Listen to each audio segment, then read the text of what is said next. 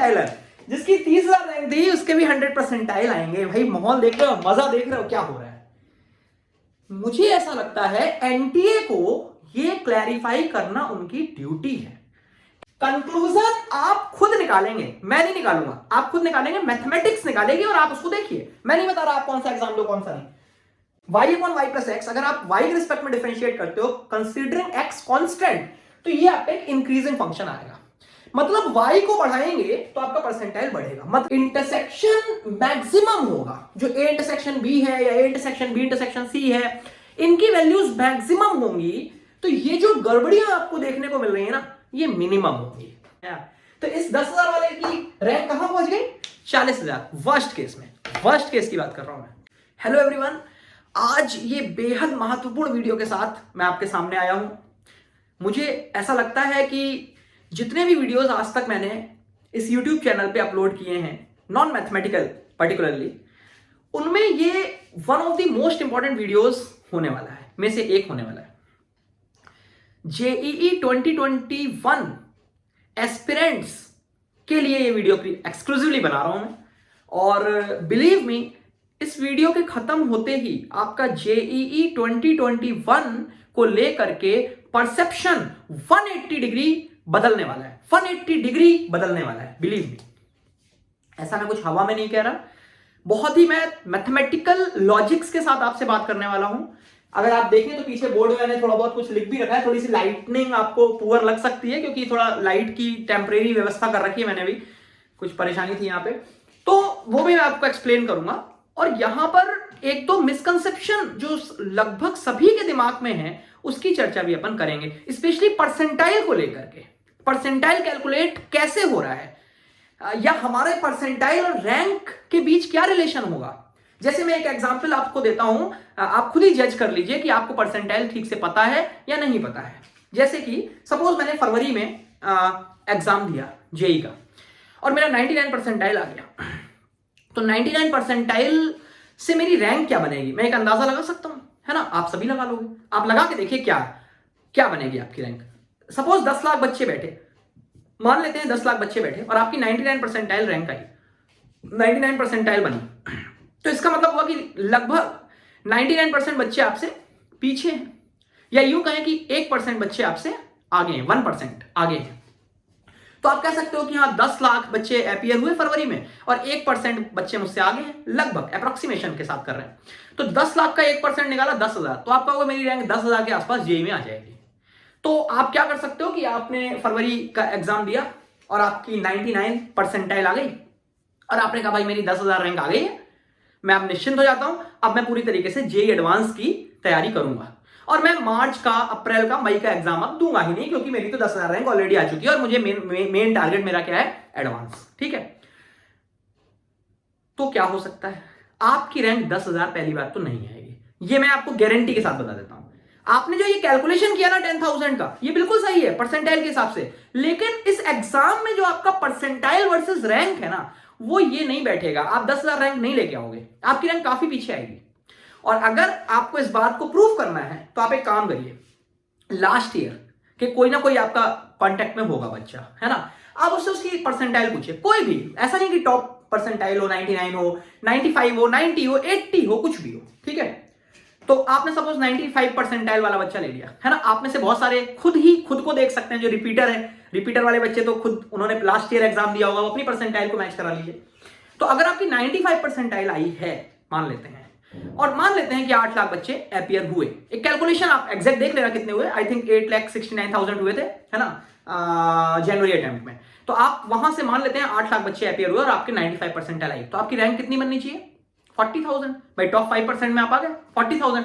आप देखिएगा आपकी रैंक पीछे गई होगी, 40 नहीं आई होगी, 50, 55 ऐसे आई होगी। और इस बार ये गैप और बढ़ने वाला है, जो अभी आप 40,000, 50, 10,000 का गैप दिख रहा है ना, ये और बढ़ने वाला है।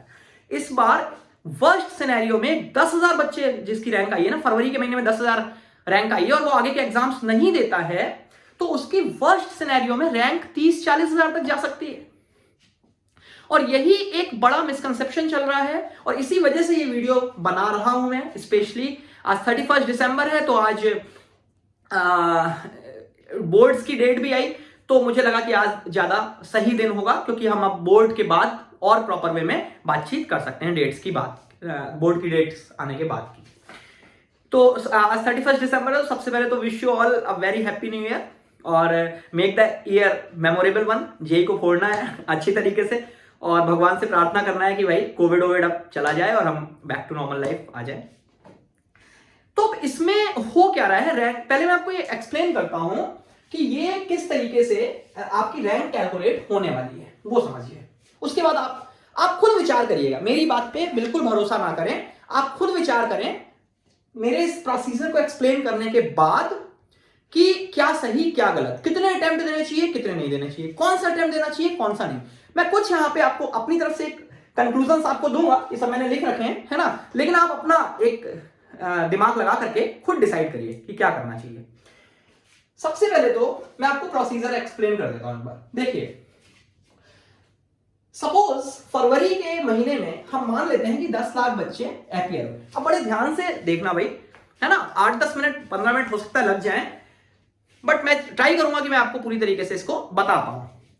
सपोज 10 लाख बच्चे फरवरी के महीने में अपीयर होते हैं, ठीक है, और उसमें से top 99 percentile 99 and above percentile के ये बच्चे हैं, ठीक है, मतलब टॉप 1 परसेंटाइल की बात करते हैं, ठीक है, मतलब कितने बच्चे हो गए, अप्रोक्सीमेटली 10,000, ठीक है। अच्छा, अब देखना भाई अब होने क्या वाला है।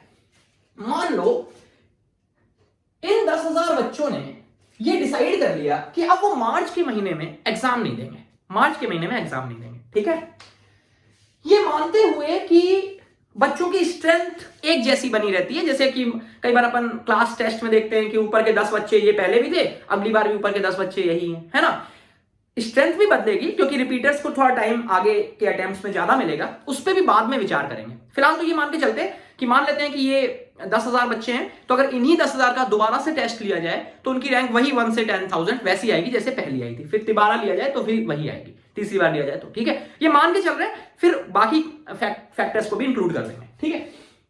तो अगर मैं ये कहूं कि ये ऊपर के आपके 10 लाख बच्चों की रैंकिंग यहां बनी, अब ये 10,000 बच्चे मार्च के महीने में अपीयर नहीं होते हैं। अच्छा एक बात बताओ, ये जो टॉपर है जिसकी रैंक 1 बनी वो 100 परसेंटाइल है, डेफिनेटली 100 परसेंटाइल है, ठीक है। अब ये बताओ भाई, जब ये बच्चे जो आपको दिख रहे हैं यही तो जाएंगे मार्च के महीने में एग्जाम देने, क्यों? क्योंकि इन्होंने कह दिया कि भाई मैं तो मार्च में एग्जाम ही नहीं दे रहा, ठीक है, तो क्या होगा आप सोचिए क्या होगा। ये जो 10,000 के जस्ट बाद वाला बच्चा है, मतलब जिसकी रैंक 10,001 है, 10,001 जिसकी रैंक आई थी जिस बच्चे की यहां पे, वो बच्चा ध्यान से सोचिए, जब ये बच्चे ही यहां एग्जाम दे रहे होंगे तो वो बच्चा टॉपर बन जाएगा।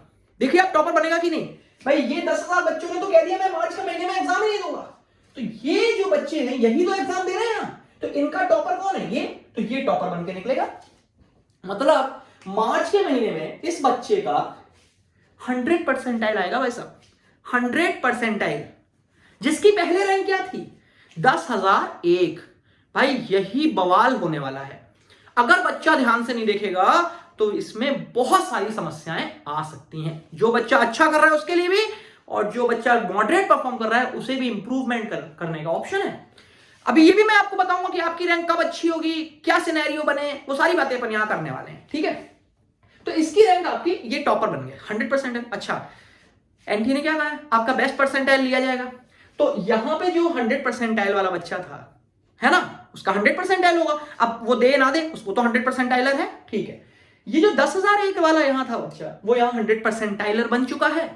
अब उसके फरवरी में उसकी क्या परसेंटाइल थी उससे मतलब नहीं है, वो पीछे था, उससे मतलब नहीं है, क्योंकि उसका बेस्ट लिया जाना है। और मान लो उसने कहा कि अब तो मैं अप्रैल महीने क्यों दूंगा एग्जाम जब मैं 100 परसेंटाइल बन चुका हूं, वो 100 परसेंटाइलर रहेगा। और फाइनल जब रैंक कैलकुलेशन होगा ना, तो जितने भी 100 परसेंटाइल के बच्चे होंगे ऊपर के, उनका एक बंच बनाया जाएगा। मान लेते हैं 20 बच्चे आ गए 100 परसेंटाइल, उनकी रैंक 1 से 20 तक दी जाएगी। उसके अलग सिस्टम है कि जिसके मैथ्स में परफॉर्मेंस अच्छी है उसको बेहतर रैंक देंगे, है ना, फिर जिसकी फिजिक्स में, फिर एज वगैरह का क्राइटेरिया। तो मान लेते हैं 20 बच्चे आ गए जिनका 100 परसेंटाइल है, उनकी रैंक कहां बनेगी 1 से 20। आप देखिए क्या हुआ, ये बच्चा जिसकी 10,001 रैंक थी जब सारे बच्चे अपीयर हुए थे, वो अब 1 से 20 में स्टैंड कर रहा है, ठीक है, समझ में आया। अच्छा आप देखिए और आनंद आएगा आपको। मान लो कि यहां पे अब ये बच्चे तो बाहर निकल चुके हैं, इन्होंने तो दिया ही नहीं, इसको सेट ए मान लिया, सेट ए, ठीक है। अब ये सेट बी था, जो ये वाला था, ये देखिए बी, जो नेक्स्ट 10,000 थे, वो नेक्स्ट 10,000 यहां आ गए, ठीक है। अच्छा, अब इन्होंने कहा, ये सेट बी वालों ने, कि भाई अब मैं क्यों एग्जाम दूं, मेरा भी 99.9% 99 परसेंटाइल आ गया है, तो मेरी भी यार अब 10,000 के अंदर रहेंगे, मैं तो एडवांस की तैयारी करूंगा, ठीक है। इन्होंने भी कह दिया मैं भी एग्जाम नहीं दूंगा, ठीक है।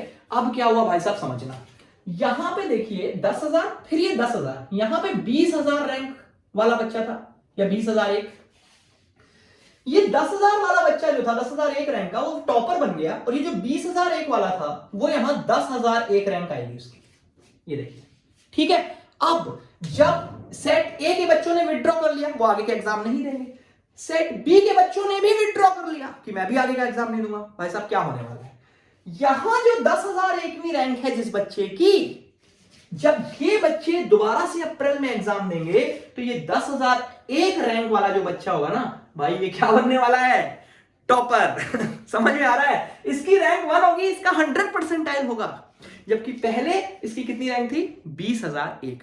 देखो मैं आपको एक्सट्रीम केसेस एक्सप्लेन कर रहा हूं, एक इधर का एक्सट्रीम, एक इधर एक्सट्रीम, बीच में ही पूरी पिक्चर क्रिएट होने वाली है, वहीं बीच में ही कुछ ना कुछ होने वाला है, ठीक है। तो आप देखिए यहां जिस बच्चे की 20,000 रैंक थी, जब सारे बच्चों ने एक साथ दिया था, वो 100 परसेंटाइलर बन गया, उसकी भी रैंक 1 से 20 में आने वाली है।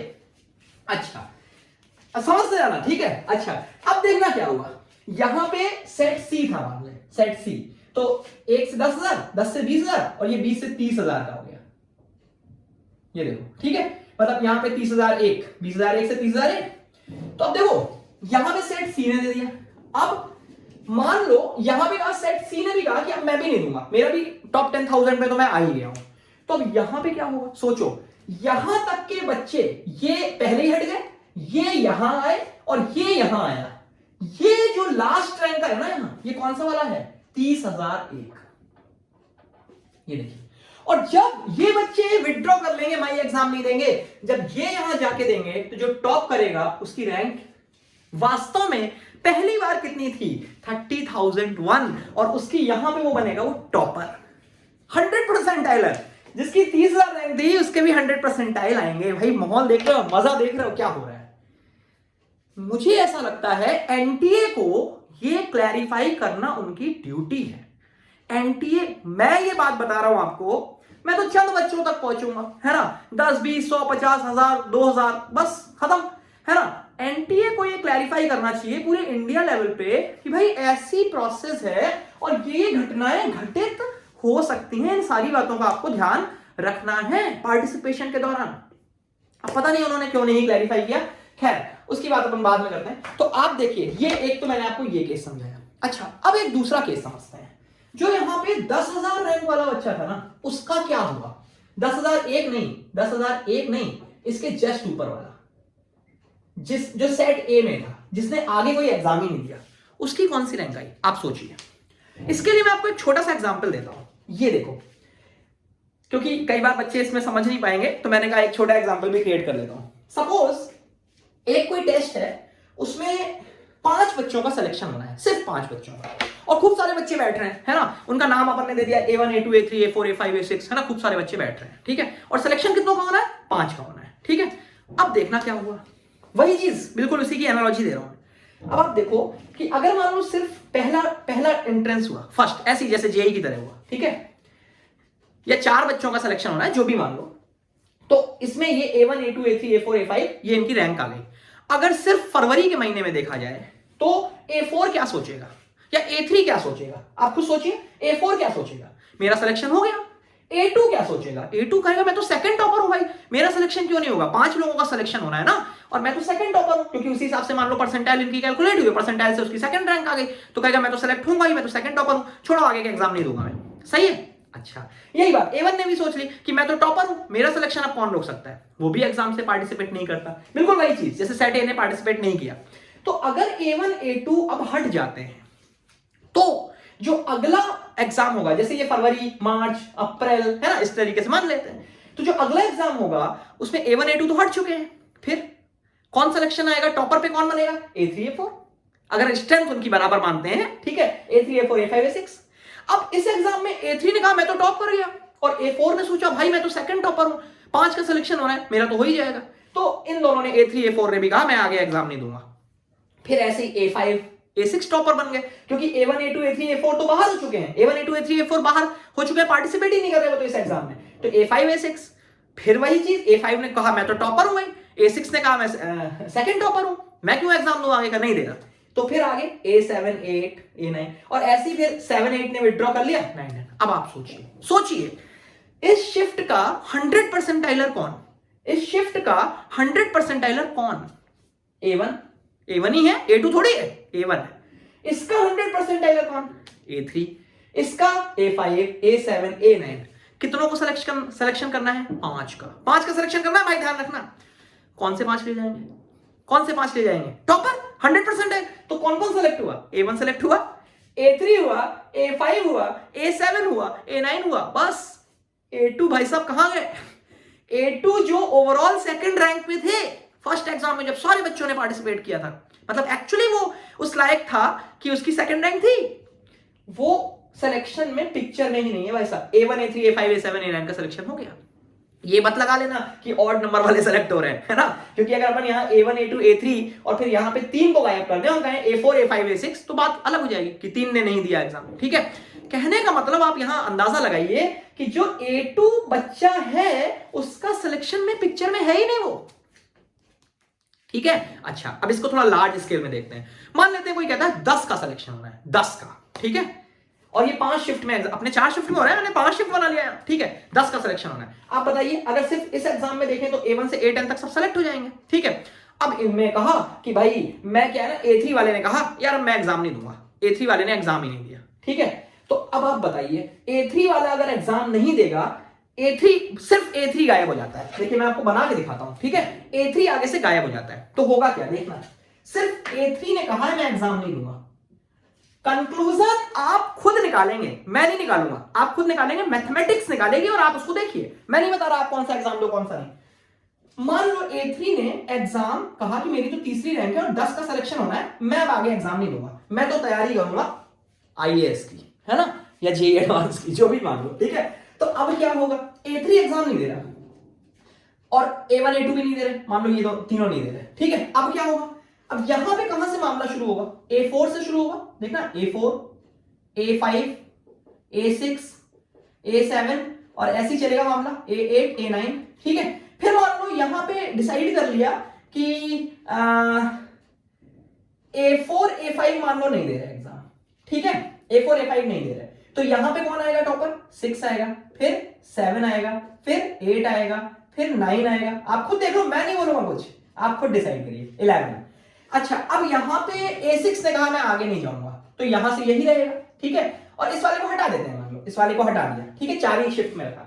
अब आप सोचिए कि 10 बच्चों का सिलेक्शन होना है ना, या चलो रहने देते हैं, इनको भी रहने देते हैं, ठीक है, इनको भी रहने देते हैं, 5 शिफ्ट रखते हैं, तो A9 A10 और ऐसे मान लो यहाँ इन दोनों ने आगे एग्जाम देने से मना कर दिया, मतलब समझ में आया कि A1 A2 A3 ने यहाँ कहा कि मैं आगे एग्जाम नहीं दूंगा, तो आगे ये लिस्ट बन गई। फिर A4 A5 ने कहा कि हम आगे नहीं देंगे, फिर आगे ये बन गई, फिर आगे A6 ने केवल कहा कि मैं आगे के एग्जाम नहीं दूंगा, ठीक है। तो अब देखो क्या हुआ, 10 बच्चों का सिलेक्शन होना है, बताइए कौन से 10 बच्चे सेलेक्ट होंगे। अगर हर शिफ्ट में बराबर बराबर बच्चे हैं, क्योंकि बहुत लार्ज स्केल में होगा, है ना, बच्चों की संख्या, तो आप देखिए टॉपर ये है, ये देखिए टॉपर, ये 5 सेलेक्ट हो जाएंगे और ये 5 अगले 5 सेलेक्ट हो जाएंगे, ये देखो, ठीक है। अगर सब में बराबर बराबर बच्चे बैठ रहे हैं तो 5 और 5 गायब कौन हो गया? A3 उड़ गया भाई साहब, A3 का सिलेक्शन ही नहीं हुआ। 10 का सिलेक्शन हुआ लेकिन A3 का सिलेक्शन नहीं हुआ। क्या थीम समझ में आया? अब आप सोचिए कि आपका अगर फरवरी में 10,000 रैंक आ जाती है, ठीक है, और सेट ए के बच्चों ने एग्जाम यहां नहीं दिया, फिर सेट बी ने नहीं दिया, तो पता है इस 10,000 वाले की रैंक कितनी बनेगी? 10,000 वाले की बनेगी 40,000। कैसे? क्योंकि देखो अब ये A B C D ये पैरेलल हो गए, A B C D बराबर लेवल पे बैठे हैं। जो इसका टॉपर है, सब टॉपर बराबर लेवल पे हो गए, इनके सेकंड टॉपर बराबर लेवल पे हो गए। समझ में आया? तो इस 10,000 वाले की रैंक कहां पहुंच गई? 40,000। वर्स्ट केस में, वर्स्ट केस की बात कर रहा हूं मैं, ठीक है। NIT भी नहीं मिला क्योंकि 40,000 रैंक हो गई, ठीक है। अच्छा, अब इसका दूसरा एक्सट्रीम केस क्या हो सकता है? आपको समझ में आया? अच्छा, अभी कंक्लूजन पे भी आएंगे, है ना, 5-7 मिनट और लूंगा बस में। दूसरा एक्सट्रीम केस ये हो सकता है कि ये जो बच्चे बैठे जिनकी ऊपर की 10,000 रैंक आई, ये सबके सब यहां भी बैठे, सब यहां बैठे। अब क्या हुआ? अब कुछ नहीं हुआ। पता है क्यों नहीं हुआ? क्योंकि यही 10,000 मान लो यहां आ गए, यही 10,000 यहां, यही 10,000 यहां, तो इन सारी शिफ्ट का जो टॉपर है ना वो सेम बच्चा है, सेम, वो अलग अलग नहीं है। यहां क्या हो रहा है? यहां यहां यहां यहां टॉपर डिफरेंट है। तो अगर आप सिर्फ टॉपर को उठाते हैं तो आपने 4 का सिलेक्शन कर लिया। लेकिन अगर ये 10,000 सब बैठते हैं, हर शिफ्ट में बैठते हैं, तो हर एक शिफ्ट का टॉपर वही एक बच्चा रहेगा, एक बच्चा। तो आप उसको हर एक शिफ्ट के टॉपर को सिलेक्ट करोगे, सिलेक्ट तो एक ही बच्चा हुआ ना। तो ये चीज नहीं होगी। मतलब अगर ये सारे बच्चे चारों शिफ्ट में बैठेंगे तो वो बिल्कुल वैसे बिहेव करेगा जैसे आपका एक ही शिफ्ट का एग्जाम हुआ, 4 हुए ही नहीं, है ना। मतलब तब उस केस में जो 99 परसेंटाइल वाला बच्चा है ना उसकी 10,000 ही रैंक बन जाएगी। ठीक है, तो अब आपको मैं फाइनल कंक्लूजन जो मैंने अभी बातचीतें की परसेंटाइल की वो एक बार एक्सप्लेन करता हूं। मान लेते हैं 10 लाख बच्चे बैठे समराइज कर रहे हैं, ठीक है। अभी और इन पे बातें और करेंगे कि कौन सी शिफ्ट हमारे लिए बढ़िया रहेगी। 10 लाख बच्चे बैठे और आपका 99 परसेंटाइल आया, मतलब आप अपनी फरवरी में कितने 10,000 रैंक पे हैं।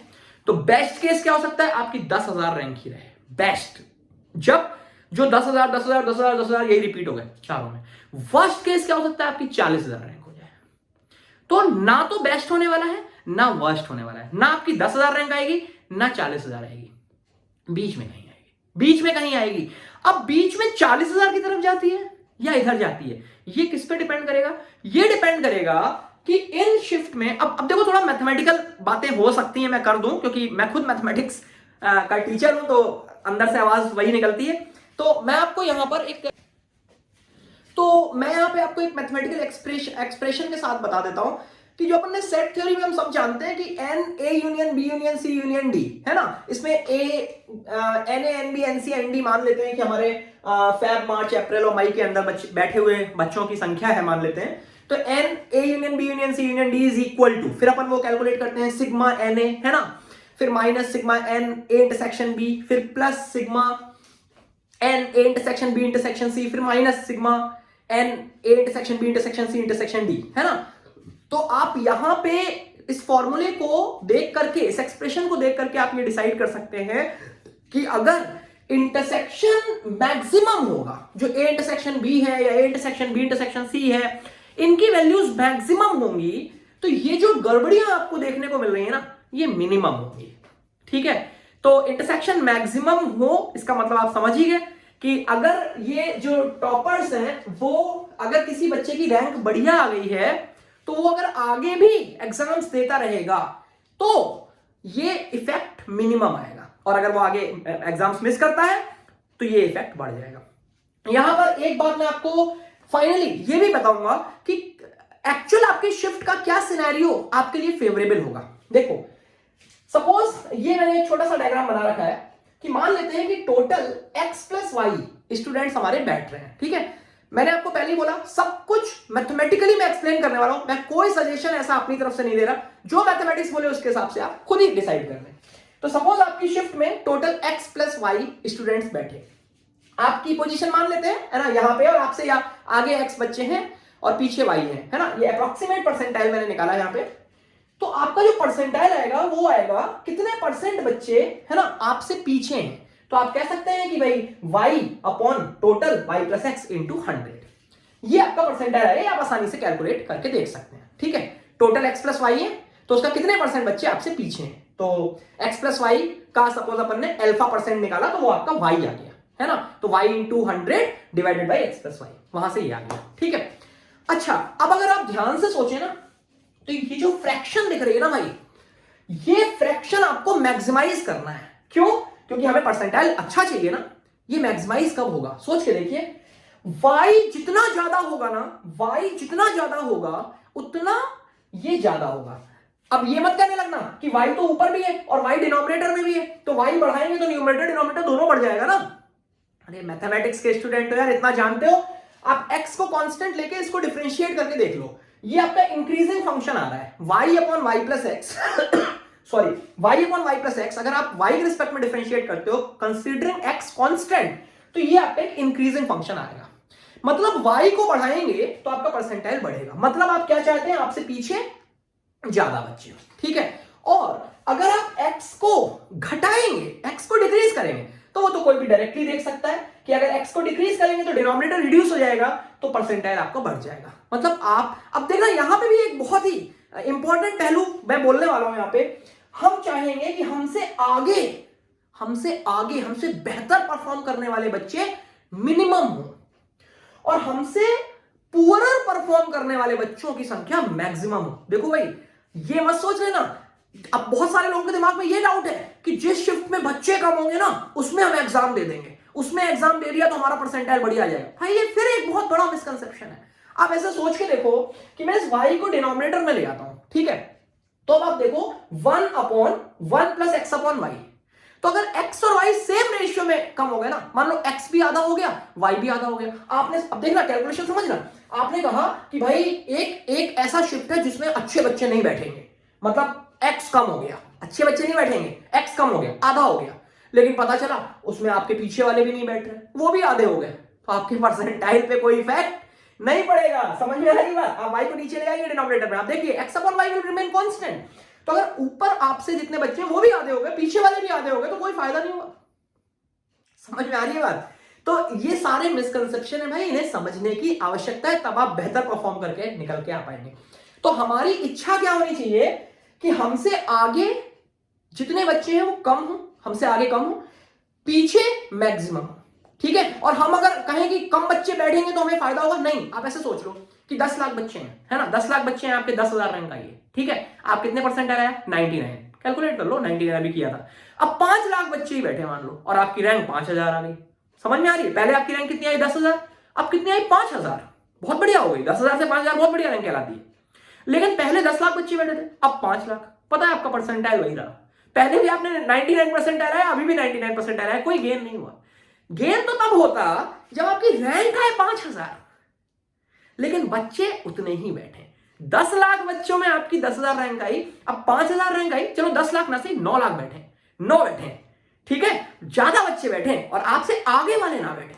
मतलब कंक्लूजन क्या निकालोगे? अब यहां पर मैं वो बोलने वाला हूं कि आप मैक्सिमम बच्चे जो आपसे पीछे हैं वो जरूर बैठे शिफ्ट में, ऐसी शिफ्ट को सर्च करिए, ठीक है, और जो आपसे आगे बच्चे हैं वो मिनिमम बैठे, ठीक है। ये कंक्लूडिंग रिमार्क, मैथमेटिकल कंक्लूजन, मेरा कोई कंक्लूजन नहीं है, पूरी तरीके से मैं आपसे मैथमेटिकल बात कर रहा हूं, मैथमेटिक्स जो कह रही है उसे मैं बोल रहा हूं, मैं सिर्फ एक माध्यम हूं, बोल तो ये रहे हैं, ये सब बोल रहे हैं, मैं सिर्फ माध्यम, ठीक है, ये मान के चलिए।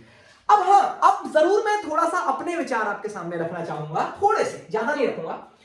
इन शिफ्ट में कौन से बच्चे को कौन सा एग्जाम देना चाहिए, जैसे 12th वाले बच्चे हैं, है ना, या किसमें ज्यादा कंपटीशन होगा, मेरी नजरिए से क्या है, मैं अब कह रहा हूं, जो अब मैं बोलने जा रहा हूं वो मेरी थॉट्स हैं। अभी तक जो मैं बोल रहा था वो मैथमेटिकल बातें थी, अब जो मैं बोलूंगा उन पे आप भरोसा करें या ना करें कोई फर्क नहीं पड़ रहा, है ना, अपना दिमाग लगाओ, लेकिन ये तो मैथमेटिकल है पूरा, ठीक है। तो अब मैं क्या कह रहा हूं आपसे कि जो 12th वाले बच्चे हैं ना, अगर मैं फरवरी की बात करूं तो मेरा ऐसा मानना है कि फरवरी के महीने में रिपीटर्स वाले जो बच्चे हैं उनकी प्रिपरेशन थोड़ी सी कम होगी। लेकिन कौन से रिपीटर, ये भी सुन लो, वो रिपीटर जिन्होंने 12th के बाद ही प्रिपरेशन स्टार्ट की है, वो नहीं जिन्होंने 11th 12th में भी की थी और फिर रिपीट कर रहे हैं, वो तो पहले ही से 11th 12th में कर चुके थे, उनकी परफॉर्मेंस थोड़ी सी कम आएगी और वो एपियर होंगे। मैं बता देता हूं आपको, जो मेरा भी स्टूडेंट का फीडबैक है, जो कोटा की मैं आपको बता रहा हूं बात, तो बच्चे फरवरी में अटेम्प्ट देंगे, सभी लोग देंगे फरवरी में अटेम्प्ट, ट्रायल के रूप में देंगे।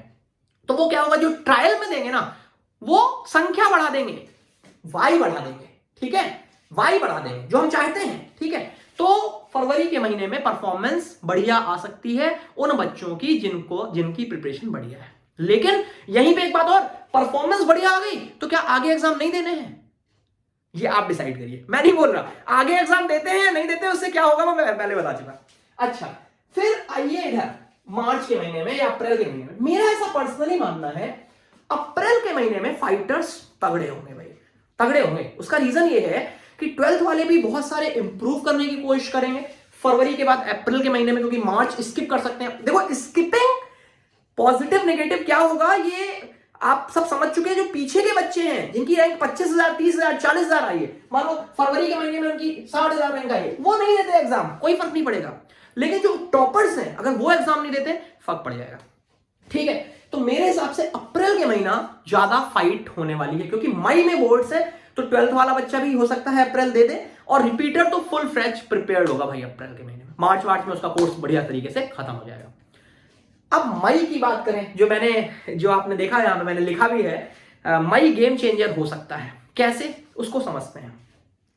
भाई देखो, मई के महीने में आखिरी अटेम्प्ट है। मैं मानता हूं कि बोर्ड्स भी हैं, लेकिन एक होता है ना कि डूबते को तिनके का सहारा, अपन सब बोलते हैं। तो 10 लाख बच्चे अगर एपियर होते हैं, 10 लाख बच्चे फॉर्म भरते हैं, तो उनमें से 9.5 लाख बच्चे, कम से कम 9.5 लाख बच्चे अपनी परफॉर्मेंस से डिससेटिस्फाइड होंगे अप्रैल तक।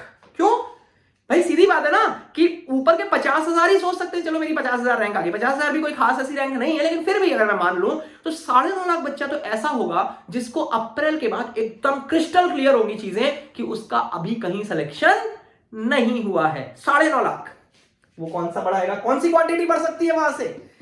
और वो बच्चा मई के महीने में डूबते को तिनके का सहारा वाली कहानी हो सकती है, तो वाई इंक्रीज करेगा।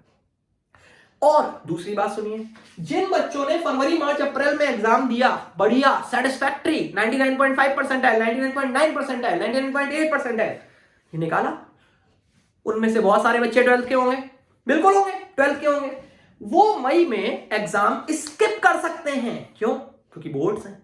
तो वो सोच सकते हैं यार मेरे 3 एग्जाम तो हो गए, और मेरे 3 एग्जाम में बढ़िया परफॉर्मेंस है, उन्होंने 1 दिया 2 दिया जितने भी दिए, ठीक है। अगर उन्होंने एक ही दिया तो उन्होंने दूसरों का नुकसान भी किया, अपना भी नुकसान किया, ठीक है।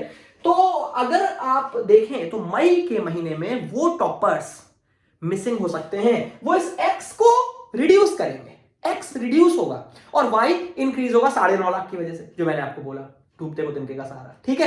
तो मई के महीने में परसेंटाइल ड्रास्टिकली चेंज करने का पूरा मौका है, बैठेंगे ज्यादा, ऐसा मेरा ओपिनियन है। मैंने आपसे कहा ये मैथमेटिकली मैं नहीं बोल रहा, ये मेरा ओपिनियन है, मैथमेटिकली बात मैं पहले कर चुका ऑलरेडी।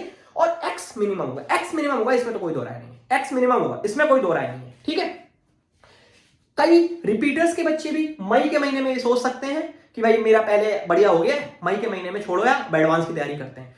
तो मई के महीने को लोग उसमें रख रहे हैं, स्पेयर में रख रहे हैं कि कुछ बिगड़ गया तो मई में दे देंगे, सब कुछ बढ़िया रहा तो मई छोड़ देंगे। तो मई में इन बच्चों की संख्या ड्रास्टिकली कम होने की पूरी संभावना रहेगी। और इसमें, ठीक है, तो अब आप खुद कैलकुलेशन करिए और आपको कहां बैठना है, किस अटेम्प्ट कौन सा देना है, अच्छे बच्चों के लिए भी और जिनकी मॉडरेट प्रिपरेशन है, दोनों के लिए मैंने ये कहानी आपको बता दी है ना। अगर जिसकी मॉडरेट प्रिपरेशन है उसके लिए मई में भाई जबरदस्त चांस बन सकता है। एक्स बहुत रिड्यूस होने वाला है, एक्स रिड्यूस से परसेंटाइल बढ़ जाएगी, वाई बढ़ेगा ही, वाई तो ज्यादा रहेगा।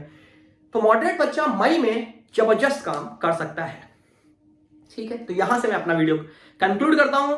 आगे आप लोगों को कुछ वीडियोस मैं आपको कुछ टॉपिक्स पे, जैसे कि लिमिट क्वांटिटी डिफरेंशिएबिलिटी, कुछ क्वेश्चंस करके, है ना, वो भी दूंगा, है ना। उसमें आप जज कर सकते हैं, ऐसा ट्राई कर रहा हूं मैं कि आपकी क्या प्रिपरेशन है उस पर्टिकुलर टॉपिक के अंदर, है ना। आप मेंस लेवल पे हैं, एडवांस लेवल पे हैं, कितना क्या प्लस माइनस करना है, ठीक है। और एनटीए की जो रैंकिंग सिस्टम है, जो पिछले साल भी मैंने उसका एक वीडियो बनाया था, जो बहुत ही अनफेयर रैंकिंग सिस्टम है ना। एक ही महीने में जो 6 शिफ्ट होती हैं, फरवरी में जैसे 4 शिफ्ट हुई या 6 शिफ्ट हुई, मार्च में हुई, तो वो भी मैं आपको लिंक यहां डिस्क्रिप्शन में दे दूंगा, तो आप उसे भी देख सकते हैं। पूरी आपको कंप्लीट इंफॉर्मेशन मिल जाएगी एनटीए के प्रोसीजर के बारे में, ठीक है। Okay, wish you all a very happy new year, happy and fantastic new year once again. और बढ़िया तरीके से स्ट्रेटेजिकली प्लान करें और ट्राई करें कि बेस्ट बनाएं अपन। Okay, good bye.